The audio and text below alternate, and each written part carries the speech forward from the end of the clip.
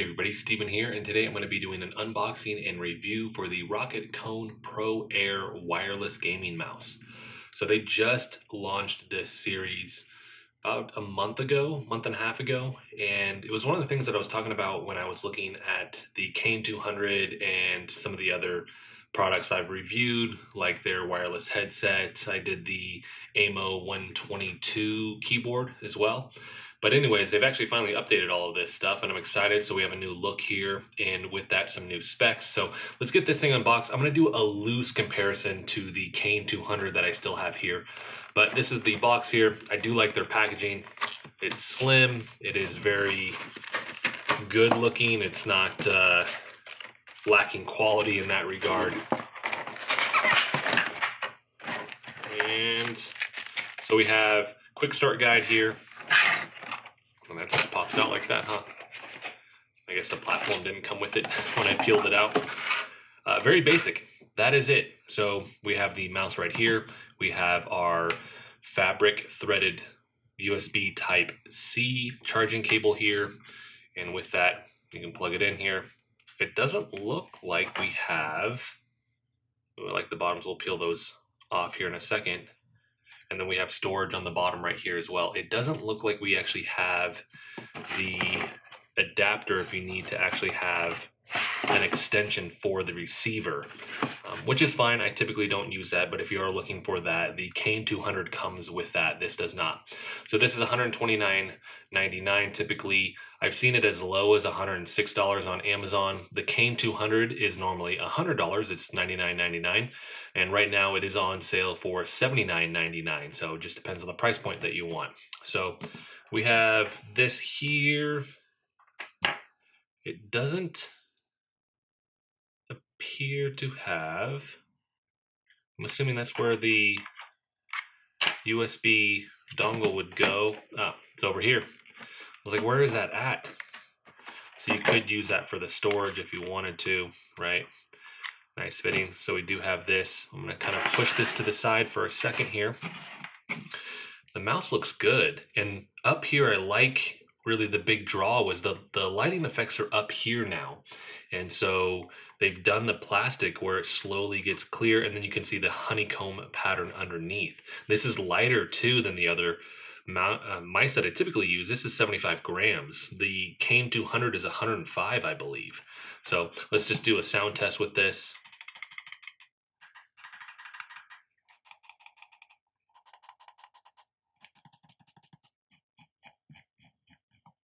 Feels good. Let's actually get the sticker peels going too. Oh, that's different. So we have white. Typically, you'll see those ice skates, and they're black. So we have white, and these, they usually tout that these have been kind of pre-glided, right, with this. So heat treated 100% PTFE glides is what these are. So I'm not going to do it on this surface. I'm going to wait till I get it on my mouse pad. But I like the look. And so this has Bluetooth, and then you have your wireless receiver, so you can do both with this. And then it looks like you have multiple profiles that you can align this with. And then right now this is off. So let's look at the specs really, really quick. And it's actually on the box here, the technical specifications. So this has the Titan optical switches. This has 100 million clicks life cycle. This has the Owl-Eye 19K optical gaming sensor based on the PixArt PMW3370, adjustable lift-off distance, onboard memory, 1.8 meter USB-C charging cable. It's the 75 grams.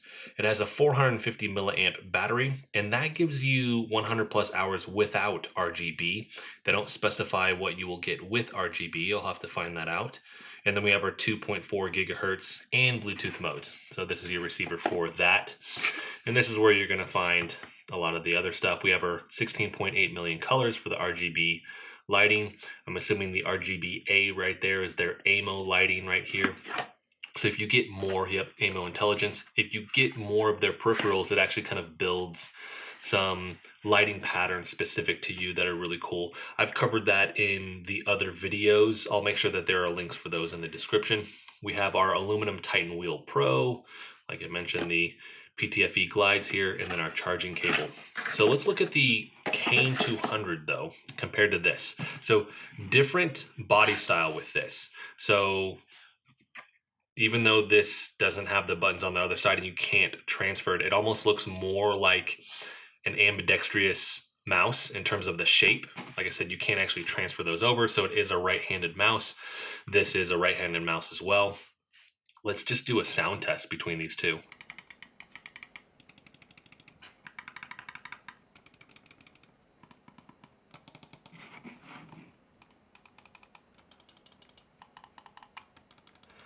So definitely a different sound. Also notice that this has the DPI button on top. This does not have that, so you're gonna have to do that. I'm assuming with this button right here, that may be what it's for. USB Type-C. This actually has the micro USB. It is not USB Type-C with this, but just looking at the glides, they are different as well. Obviously around the sensor, the bottom, this is split on either side. This is right here. Both of them, I'm assuming, this probably doesn't slide all the way in. No, so this doesn't slide quite all the way in, where on this it'll actually click all the way in and you won't see this visible portion right here. So let's take that out. Spec-wise, really quick though, let's just cover this. So this says up to 50 hours of battery life, 16,000 DPI sensor with this, 500 million click life cycle, 1 millisecond report rate. The Kone Pro Air, it doesn't mention that. I'm assuming it's the same. The 16.8 million colors for the RGB lighting. It does have the AMO intelligence. It just doesn't list it on this particular product. We have the Titan wheel with this, and then the Titan click on the bottom, finding some of the other specifications. We have the same 1.8 millimeter detachable. In this instance, it's the micro USB cable, but this one also comes with a USB adapter if you need it. We have our nano wireless dongle for the 2.4 gigahertz, and that's about it. This has the 1000 milliamp lithium ion rechargeable battery. So 1000 milliamps versus 450. Now this touts 100 plus without the lighting. This one says 50, but it doesn't specify if that's with or without the lighting. And I don't remember offhand. I may have to go back and watch my own review on this. I doubt it is 50 hours with the lighting. It may be, just because it has the bigger battery with this. So I'll be curious to see how long this actually lasts with the battery. But the next thing that I need to do is actually test this thing out for a couple weeks and then come back and kind of give my final opinion on this, showcase me playing games with it, and just talking about my general overall experience. I'm curious to see how it plays just because it is lighter. I do like a heavier mouse. I like the feel of this. This is lighter, but it cups the hand really well. I like the sound of the buttons. This one definitely is clickier. It takes a little bit more pressure to push down versus this. So see how that actually pans out when playing games. I do like the scroll wheel. They both feel good. I do like this one though. And I'm curious to see how the lighting actually looks in person with this. So let's go ahead and cut ahead. I'm gonna do a bunch of voiceover work with this now. That way you guys can just kind of see footage of this in greater detail and me playing games as well. And we will finish this out with the review portion.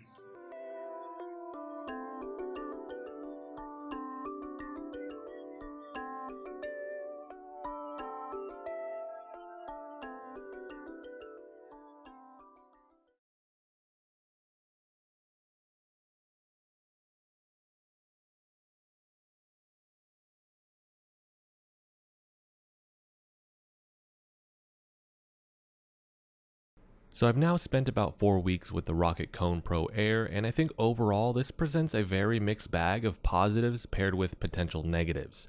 So it's kind of hard to split this up into a separate like and dislike section like I normally do, so I'm going to run through my list of positives followed by any potential negatives. To start, the performance has been great overall when gaming, and the grip seems comfortable, as ROCCAT notes you can use a palm, fingertip, or claw grip with this mouse.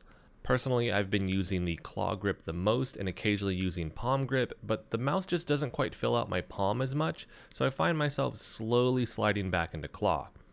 If you prefer to use a palm grip more often, this might be hit or miss for you.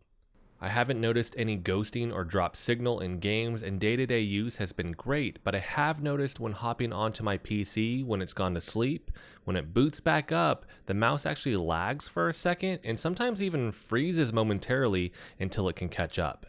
Now that's not a deal breaker and it only lasts for a couple seconds at most, but at this price I expected more. I mentioned earlier I do like a heavier mouse, but I have adjusted to this and I think it's a good weight. I don't think I could go any lighter for long-term use personally, and it would have been nice to have the option to adjust the weight considering the $130 price tag on this. This is light because of the plastic molding, which feels good in my hand and I like the finish on it, but at the same time it feels flimsy and like it might break easily. That factors into why I typically like heavier mice, because the molding can be thicker, which just makes it feel more solid and durable. The buttons feel great to me, and although I do like the clickiness of them, I would take the Kane 200 click over this. To me it sounds a little louder for the click, and in my mind that just sounds like an older mouse and less precise. Now that's not the case obviously, as this is a new mouse and as I mentioned it performs great, but when set next to the Kane 200 I just prefer the sound and feel over it compared to this. Next, the lighting is the big win for this mouse, and I love the aesthetics of it. And as I mentioned earlier, the software is another big draw in my opinion for ROCCAT over other brands, and the lighting options here are plenty. I'm not the biggest fan of the AMO intelligent lighting and would personally take screen sampling over this, but if you have enough ROCCAT peripherals, it does create some cool lighting effects. Looking at the software, you have up to 5 profiles you can create as well as macros. On the first tab, you have your pinned settings where anything you have pinned will show up for quicker access. Next, you have your settings where you'll find vertical scroll speed, double click speed, Windows pointer speed, and DPI switcher. After that, you have button assignment where you can change your buttons, and because this doesn't have a DPI button on top of the mouse, I changed the bottom 8th button to that. I like having a DPI button on the top of a mouse, but considering I'm a casual gamer, I don't really change my DPI settings often, so it's not a big deal for me. For gamers who do that a lot though, this probably will get annoying unless you have a different solution to change it quickly.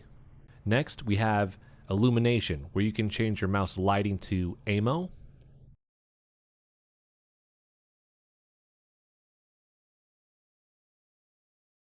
wave,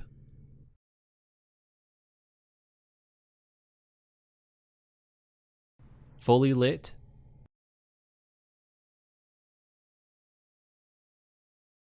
heartbeat,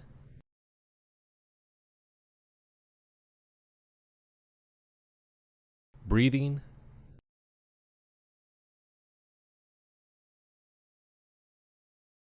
blinking,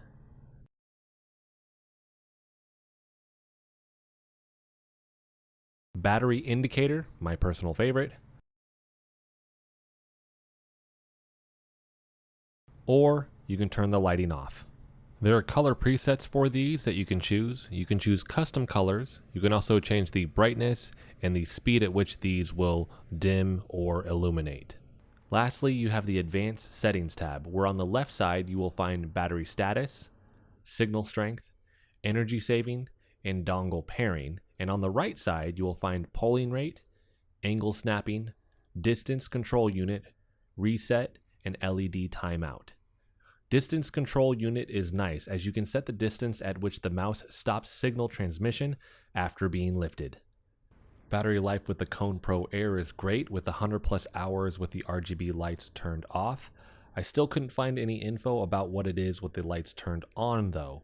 My guess is it's roughly 50 to 60% of the battery life with the lights turned off, which is still pretty solid.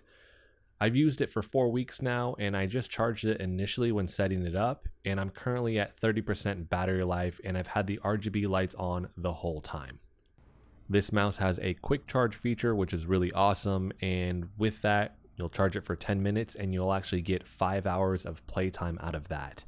And that is thanks to the USB Type-C charging cable. And that has a good threading on it. I like seeing that. You can actually charge this and play games at the same time, by the way. And the charging cable is so light, it's easy to use. I don't like when it's that harder rubber, so you can charge it, but playing with it is a little bit more difficult because it actually affects your hand movement or the movement with the mouse. So the USB Type-C charging cable, the threading on that, and then the quick charge are a big win for this mouse. So overall, I find this is a bit harder to recommend because of how many good things come with a potential downside. I think for ROCCAT fans, they will most likely like the product, but personally, I would take the Kane 200 over this, like I've mentioned earlier. Although I love the lights on the Kone, I don't think the extra $30 is worth it.